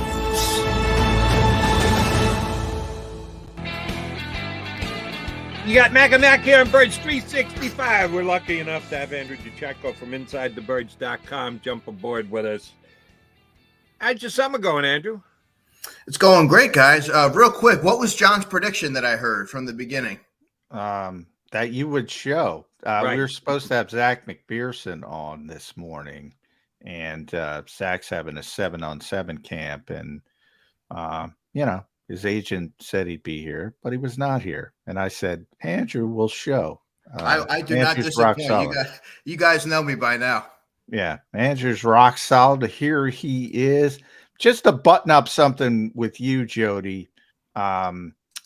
Russell Reynolds, the executive search firm that found the great Lloyd Howell, general counsel Tom DePasso. So a bunch of other names we know nothing about are making these decisions. We were just talking about the new NFLPA director, Andrew, but more exciting topics. We were going to have Zach on, so I'll start with him. This is one of the more interesting parts of off-season work was Avante still working his way back from off-season surgery. They're not doing a lot, but 7-on-7s, obviously you're looking at the secondary a lot, and it's probably more important for those guys than anybody else on defense. And there was Zach playing the slot, which I thought was both interesting and it made sense to me because I always thought that would be his more natural position. And I think it'd be a lot better this season than last season if Avonte Maddox would go down. Is that your thoughts on the slot? Yeah, I'm glad you brought up Zach McPherson, John, because he's a player that when he was drafted, I depicted him to be a nickel corner. I thought that was a more natural fit. I thought he was a little bit miscast as an outside player. Thought he did all right in his opportunities, but I think now he's going to be in a position where he's going to be equipped to be successful. I really like his short area quickness, his toughness, his tenacity. He's competitive, and obviously we all know that he's known for his special teams prowess, one of the better gunners in the league. So I think he's going to have a better opportunity. And when you look at those final positions, it's going to come down to versatility. So I think the value in cross-training is going to enhance his opportunities to make this football team. And you feel that way. John feels that way. I feel that way. They showed that in the 7-and-7s in the summer that they're going to give him a chance to do that a little bit more this year. And I think he'll be their number one backup slot corner. Why not last year? Josiah Scott that good that they thought, all right, here, as soon as Avonte Maddox goes down, they put Scott in. And then they decide to bring Chauncey Gardner-Johnson down from safety to play in the slot rather than give Zach a chance to play there last year. What happened between the end of last year and the start of this year that everyone just woke up and goes, oh, we could always use Zach as our backup slot guy? Anything happen that would push the Eagles toward a change of the coaching staff, change of philosophy? Or why didn't Zach get the shot last year as a backup slot? Well, I think the Eagles really like Zach McPherson, Jody, and I think they want to give him every opportunity to make the team. But I think last year there was such a dire need for a reserve backup corner, and he was best suited to do that. Now, he was miscast, as we all agree. But I think that now and to thrust him into that role in the slot in the middle of the season with all the finer intricacies and nuances at the position, I think would be a little bit malpractice for him last year. So now he's going to get a full off season and the summer to really grasp that position and prove that he can do outside and nickel effectively.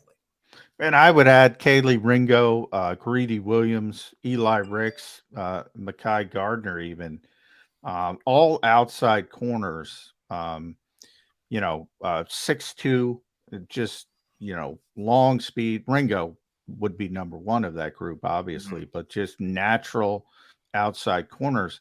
They didn't have that last year. And luckily for the Eagles, Darius Slay went down or James Bradbury went down. They didn't. They would have needed an outside corner, and they didn't have one. Now they got a bunch of guys. They're probably not all going to hit when you talk about those young corners, but one or two of them, you got to believe, Andrew, are going to be in the Ringo's going to be on the team. So, and then, Greedy might be here, might not, but that's an outside corner. Eli Ricks, a lot of hype in college at one point. That's an outside corner. And even Gardner's 6'2". 6'2" guys don't play in the slot. So, they got a bunch of bodies now to back up Darius Slay and James Bradbury. That's a positive as well, don't you think? Yeah, they're certainly covering their bases here, John. And obviously, they all have the common theme of having the length and the physicality on the outside. It's funny you mentioned Greedy Williams. I think he's going to have an uphill battle in making this football team. When you look at the modest sum that the Eagles are guaranteeing him, I think it's $600K, if I'm not mistaken. He doesn't have a ton of special teams experience. And obviously, Ringo is going to make the team, and he would be probably their fourth or outside corner. So, when you look at special teams, and you're looking at him being the fourth or fifth corner, I don't know where he would fit. So I think it's going to be, he has the name, he has the pedigree, but I think it's going to be a little bit tough to envision him on the 53 going into camp. Andrew, I mentioned this to John in hour number one. I was on WIP. Yes, I had a chance to talk to Brian Boldinger, and I asked him a specific question. I don't think I asked it of you the last time we had you on, so I will here. Game one, Eagles win the coin toss in New England. They kick off. Elliott kicks out of the end zone. 1st and 10, 25-yard line for the Patriots. Who will be the two linebackers on the field for the Philadelphia Eagles? Well, I think right now I have to say Nicholas Morrow and Nakobe Dean. Now, that could certainly change. I know you've mentioned Patrick Queen. They're lobbying for it. We got a lot of time before that opening Sunday for Patrick Queen to land here in Philadelphia. It's just tough to envision anybody else. And Christian Ellis is a great story, Jody, but right now I think that he's probably best suited to be the three. He hasn't played extensively on defense throughout his career. Until you see otherwise, Nicholas Morrow has played a lot of football. He's seen a lot. He's the veteran, obviously pairing opposite Nakobe Dean. So I think right now they would be the two. And sorry, John, thanks for letting me jump in. Brian Boldinger said to me, goes, Jody, I don't know that they're not going to have one linebacker on the field, that they add another DB on 1st and 10 from the 25-yard line, first play of the year. They're going big nickel already, down number one. If that's the case, what three safeties do you think they have on the field? Edmonds, Blankenship, and Sidney Brown. Yeah, if they go that route. And I think if they go that route, Terrell Edmonds would be essentially the glorified linebacker in that package. But I do think at least week one, barring a trade, because I do think there's a possibility of a CJ Gardner-Johnson like trade. I don't think it's going to be as splashy as Jody wants with a Patrick Queen. I think it's more likely to be. Remember, CJ before he became CJ, so he was sort of on the last year of his rookie deal, sort of a good player, but not, that they're moving positions. Maybe something's got to click. But he's going to be on that cost-effective deal if they make that move. If they don't make that move, Andrew, I think Nicholas Morrow is a starting linebacker on this team. And getting back to your Greedy Williams point, they guaranteed Greedy $600,000. They guaranteed Nicholas Morrow butt kiss. Nothing. Zero. Now, we did have Brad Spielberger on. He brought up a good point. He was like, Nicholas played behind the worst defensive front in football last year. And he's coming to Philadelphia, and he's arguably playing in behind the best defensive front. He'll get another opportunity if he plays to get back on the market. It maybe makes up the money on the back end. He said he could have probably gotten a Kaiser White-like deal if he waited. Not this year, the one Kaiser signed with the Eagles. But he didn't want to wait because he wanted to play in Philadelphia. I'm buying that at least a little bit. I see it because if you can go make $600,000 guaranteed, Andrew, somewhere else, but you're playing on a crappy team. What does that mean in the long run? If you get to play behind the best defensive front in football, that means you just have a ton of stats, but not much to, you kind of get lost in the mix a little bit.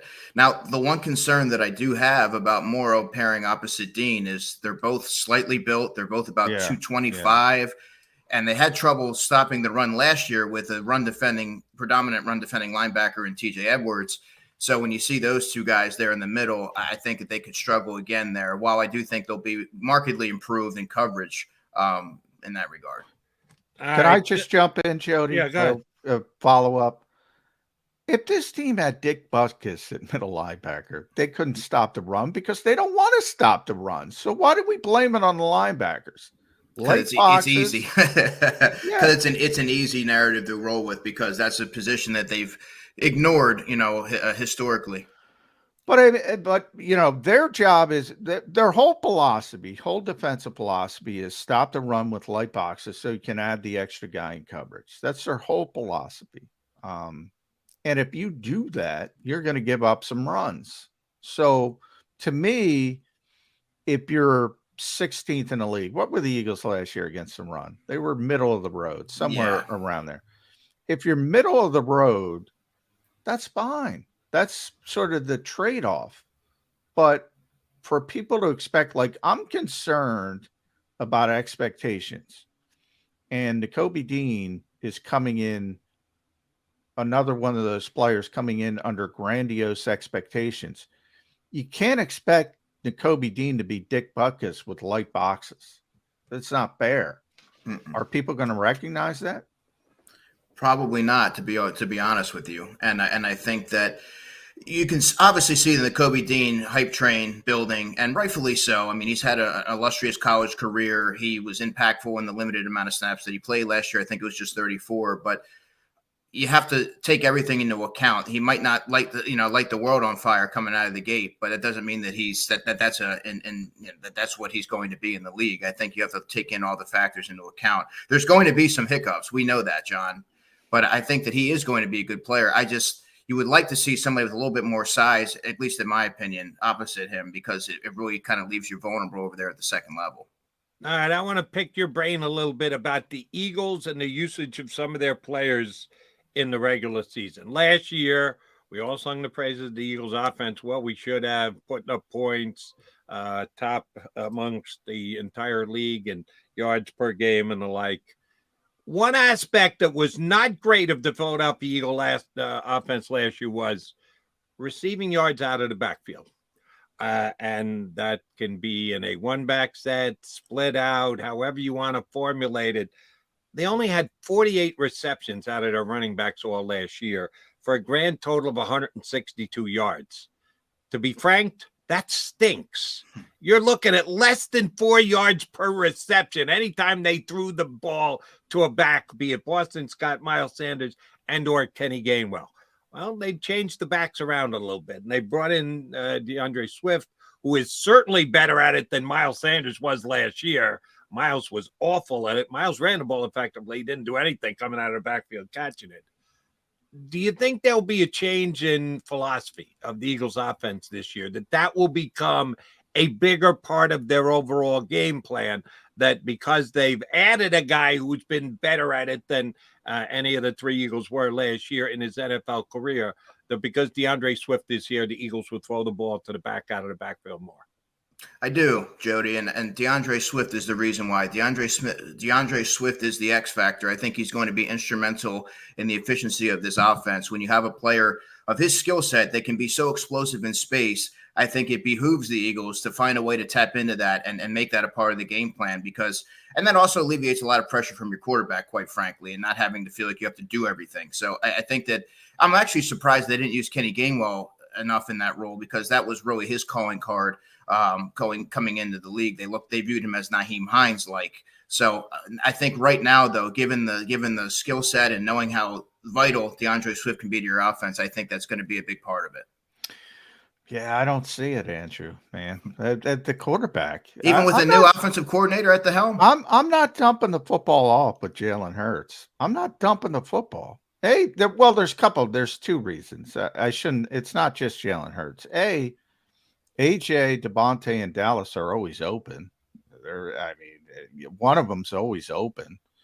So when they're on the field together, you rarely get down to that third progression to begin with. But even when you do get down to that third progression, and you want to dump the football off, why the hell am I going to dump it off when my quarterback's going to get more than a running back? And I think that's where the Eagles are. And Nick Sirianni said it a couple times. He said, I don't want to take away his superpower. He said, I don't want to, we're not paying him more to do less. Mm-hmm. I don't want to take that aspect out of Jalen Hurts. I don't want to turn him into Donovan McNabb, who was trying to prove a point, saying I can throw the ball. Jalen Hurts is Jalen Hurts. Go let him be Jalen Hurts. That's where I am. And I think the Eagles are on that page as well, by the way. I really do. Yeah, I think there's a time and a place for it. And I think that adding a new dimension or a new wrinkle to the offense and the Eagles trying to stay ahead of things and has to make sure the teams aren't catching up to what they're doing. I think, you want to leave, you don't want to leave anything on the table. Well, here's where I think DeAndre could be a big part of the passing game.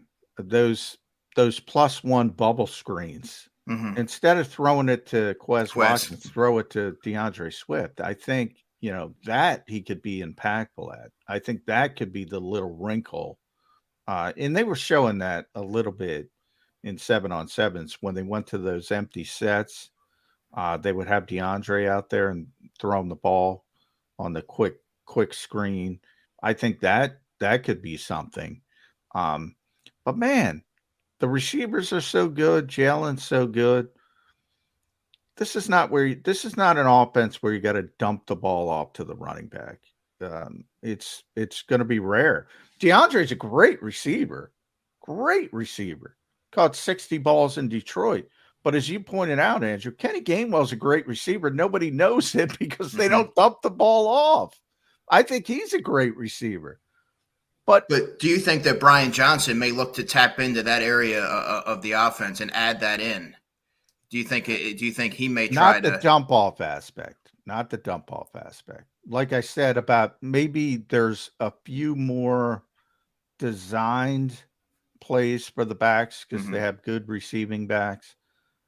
But at even that, then I get to, well, I used to have this discussion with Doug Peterson. Doug had a great quote I can talk about now because he said it in public.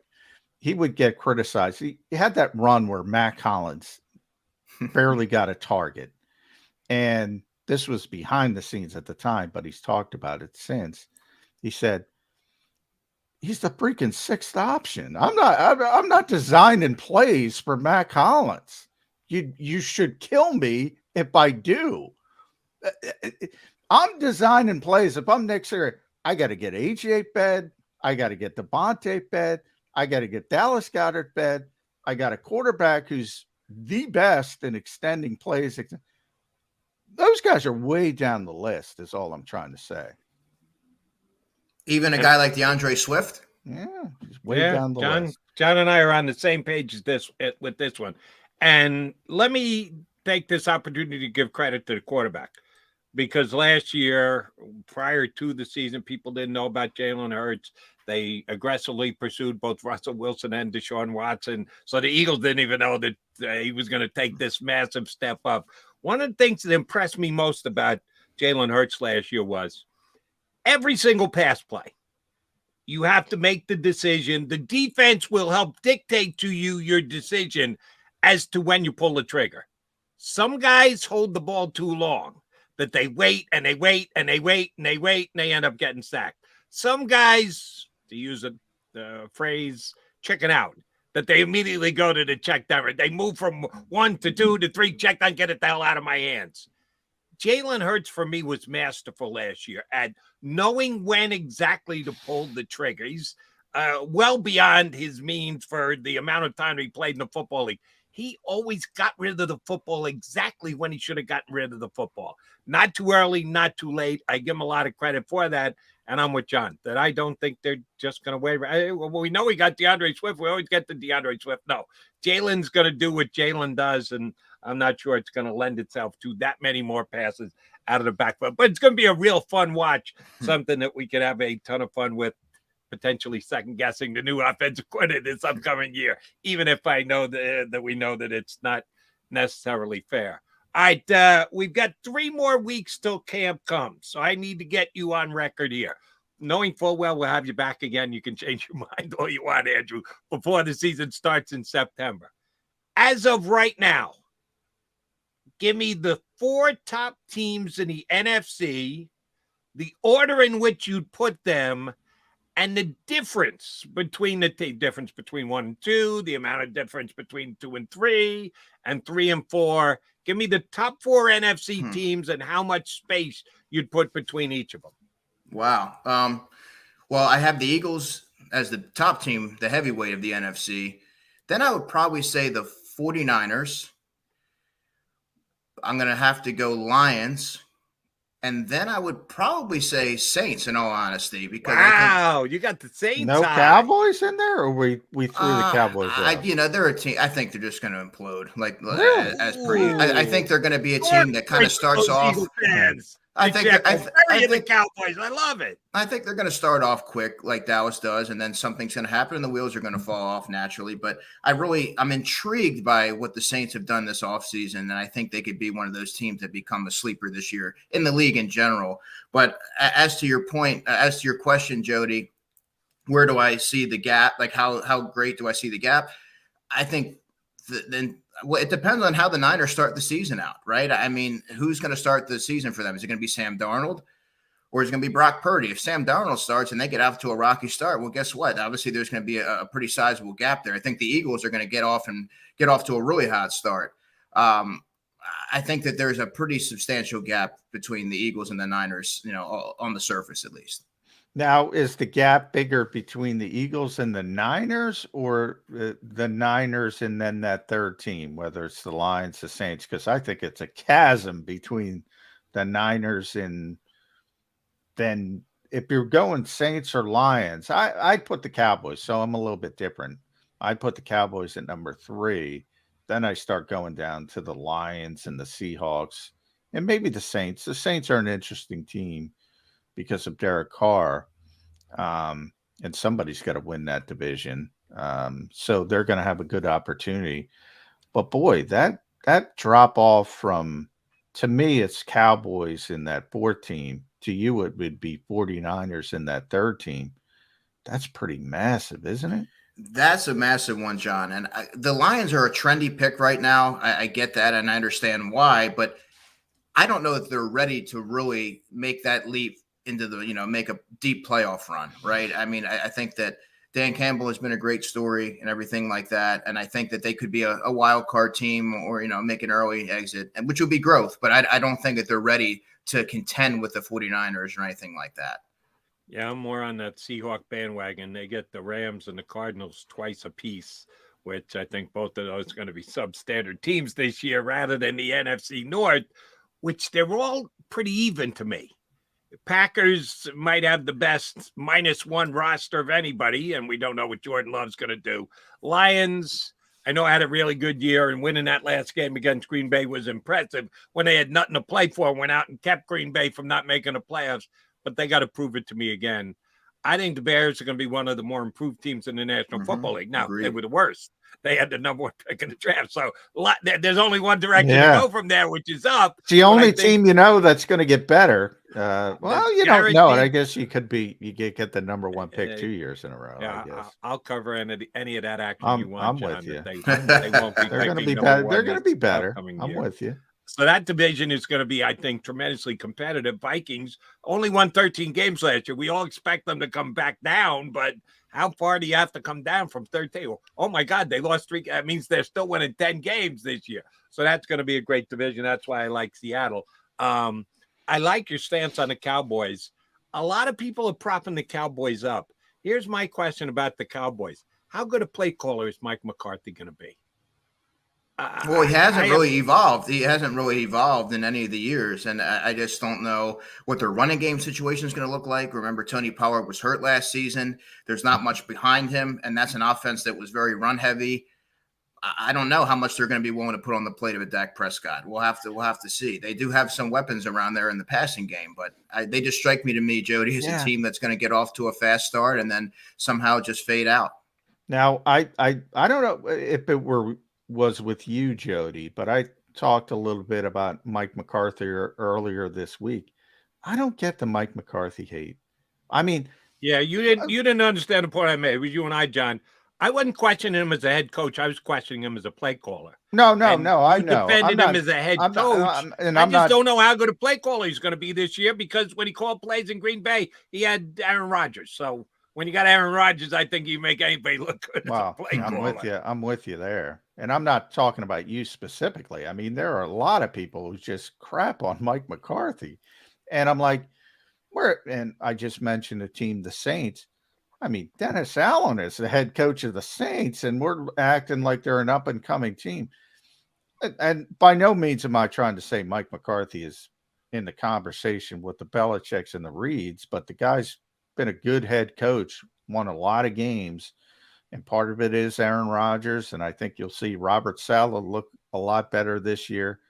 But he's also won a lot of games with the Cowboys, lost playoff games, and all criticism you can throw at him, plenty to do so. But there's a lot of bad coaches in this league, and I gotta run through 20 guys before I even get to Mike McCarthy.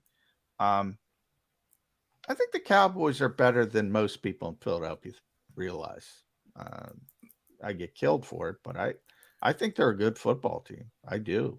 You mentioned McCarthy and Rodgers. I mean, I would even argue that he should have had more success with Aaron Rodgers. Well, and that's the problem. It's always, you should have won 4 with Aaron Rodgers. Well, it's hard to win. Yeah, we had a guy on the stream say, "Oh, he's just another Peyton Manning," like it's an insult. I mean, where are people's standards? One of the greatest quarterbacks ever. Yeah, that's what I'm kind of talking about. The standards are so it's become Ricky Bobby, right? If you're not first, you're last. Well, that's not the case. It's really hard to win. Jason Kelsey was just talking about this. It's really, really, really hard to win. You could have a bad day. You could have the wrong injury on the right day. Stars got to align. To me, the consistency is what defines good coaches. And for years, Andy Reid fought that. Well, Andy didn't win. Andy didn't win. Andy didn't win. Right up until he did win. When you're consistently good and you keep getting those opportunities, that's the coach I want. And he's been consistently good in 2 different cities. I just looked it up. 20th all time in the history of the National Football League number of wins, Mike McCarthy. That's pretty good if you're the top 20 of anything. Yeah, that's pretty good. I'm shocked actually by that number. Yeah, 20th all time in most wins in the NFL. Playoffs, 21 games, 11 wins, 10 losses. That's Mike McCarthy. He's a 500 coach come playoff time, but he's much better than that. Jeff Fisher in the playoffs. Jeff Fisher was Mr. 8-8 for years. That was his moniker. He was 7-9, Jeff. He made the run. But Andy was that way for a while too. He was 500 in the playoffs. And remember, the playoffs, you're playing the best teams, so you shouldn't be as good in the playoffs unless you're Tom Brady. Well, somebody's got to win. Every time they play, John, somebody's got to win. Well, Tom Brady skews it all because people act like, well, Tom won all those times, so people act like you should win all those. What was Andy's playoff record in Philadelphia? I used to have this memorized. I don't remember. 5, and I'm doing it in my head. So he's 1-1, 2 and 1, 2, 3, 4, 5, 6, 7, 8, 9, 10. 10 wins. 1, 2, 3, 4, 5, 6, 7, 8, 9 losses. 10-9. Yeah, basically the same as Mr. McCarthy there. All right, what's the first story you're looking to unearth? No, we got 28 days. We'll probably have you back even before camp opens, Andrew. But what is the most compelling story day one of the Eagles training camp? Well, there's a number of them this year, Jody. I think you have to look at the right guard battle there between Tyler Steen and Cam Jurgens. And I also think that third receiver spot's really interesting. How does Quez Watkins rebound from a down season? Does he improve on his shortcomings, or does Olamide Zaccheaus sort of usurp him in that role? So those are 2 that I'm looking at. And, of course, safety, who we already mentioned that earlier. I think that's going to be interesting as well. At Andrew DeCecco, make sure you follow Andrew on Twitter. Read him at InsideTheBirds.com. Does a tremendous job for Jeff Mosher and Adam Kaplan over there. Our buddies with the Inside the Birds podcast. Listen to those guys when you get an opportunity. Since we're talking a bunch about running backs, Miles was on, I believe, the Rich Eisen show talking about running backs getting screwed over. And he's right. By the way, Miles Sanders set the market for the running backs on the free agent market. I'm not talking about the franchise guys because Jacobs and Barkley and Pollard got the franchise tag. But for the guys who hit the market, Miles got more than anybody else. I was surprised by that. Yeah. Are we dismissing 1,269 yards, Andrew? That's pretty good. A lot of that had to do with the offensive line. A lot of that had to do with the quarterback manipulating sort of spacing, but that's still pretty good. Are we that confident in DeAndre Swift and Rashad Penny and Kenny Gainwell, that committee replacing that production? Well, that's a great question, John. I'm glad you asked that because I'm personally not in the Rashad Penny camp. I mean, history would show you that him staying healthy for a full slate of games is it's just nearly impossible. And then you look at DeAndre Swift. Is he going to be able to shoulder the lion's share of the carries? I don't know that he can. Kenny Gainwell, to me, I think is going to be an X factor this year. I think he's going to have a larger role than many anticipate going in, given the injury history of the top two running backs. It's going to have to be a committee approach to be able to do what Miles did last season. I don't think we can understate his impact, but I think running behind the league's best offensive line will make any player look good. So I think they do have the pieces there to be able to make some noise. And Boston Scott's always there, and Boston Scott's always around to sometimes you see him on the first series of a game with no rhyme or reason. So I mean, he'll be a factor too. Andrew, enjoy your downtime before you got to go hang out in the sun with John McMullen, which I know is one of your favorite things in the world to do. It is.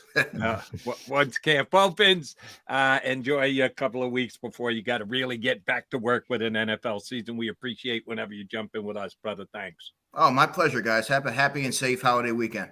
You too. Thanks, Andrew. Andrew. That's right. Coming up on the 4th of July. Andrew DeCecco here with us on Birds 365. All right, Jody Mac coming back. Got to put a bow on the show. We got to figure out the hell we're going to do it ourselves Monday and Tuesday since a little downtime here on Birds 365.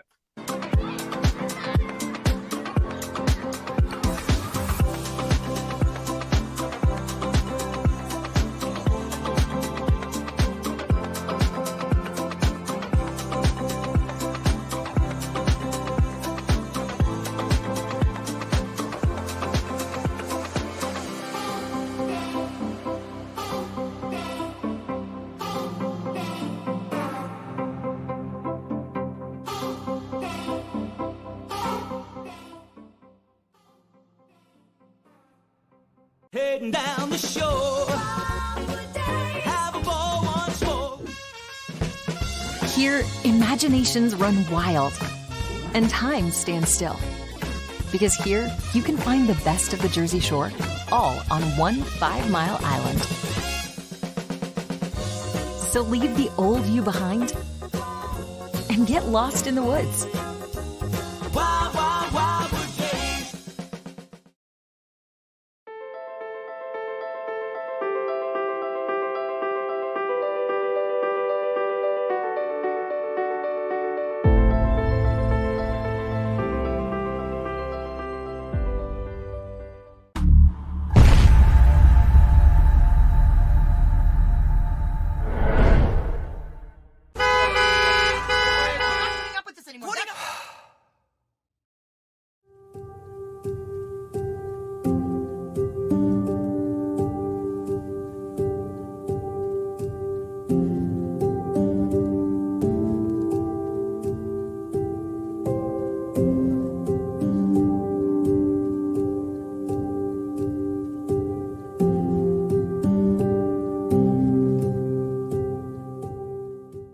Score and save at Southeastern PA and Delaware with Colony Pools this football season, and let the experts close your pool with a custom Merlin safety cover in green for the birds. And if you join our Winter Watch team, we'll give you another 20% off, and Colony Pools will handle it all.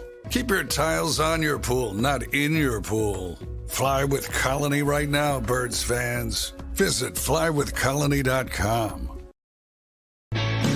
Hi everybody, my name's Jason Lombardi. I'm an inspector at DryTech. At DryTech we offer three major services, the first one being basement waterproofing. The second service we offer is foundation and structural repairs. And then the third service that we offer is mold remediation.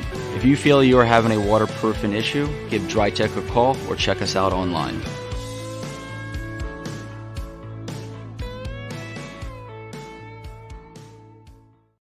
EAGLES,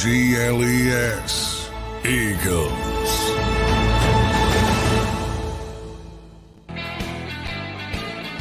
Mac guys here with you on Birds 365. We're going to put a bow on the show on the week. And yeah, you'll get us a shortened week next week thanks to Joe Krause, the head of all JAKIB Media, who has decided we're not only going to be off on the 4th of July, because Joe's a very patriotic guy, he's giving us off Monday, too. So we'll catch you back here again Wednesday. Johnny Mac, let me ask you one last question before we exit stage left for a couple of days. What person around the National Football League and have ties to the National Football League had the best week of anyone tied to the league this past week? I forget his name again. Howell. Lloyd Howell. Lloyd, don't call me Sam or Thurston the third. Howell. Is that who you said? Sam Howell's brother, Lloyd Howell. I'm pretty sure it's no relation. And Lloyd could be number 2, but I think there was a guy who had a better week than him. I can't think of who it might be. How about Travis Kelce, who got to go down to Jersey Shore, hang with his brother, probably drink for free, then get on a plane and go out and play in the shootout, the golf thing with his teammate Mahomes? They won this year, the celebrity golf When match. was that? What do they call it? I think it was yesterday. Yeah, and now he's got to go down. The match. Now he's got to go to Nashville, I think, for Tight End University. Now, Travis is too busy. He's probably exhausted, man. Now, I'm still going Lloyd Howell. He's got to be exhausted. Travis Kelce. Lloyd just sitting around a conference room somewhere getting the votes to become the.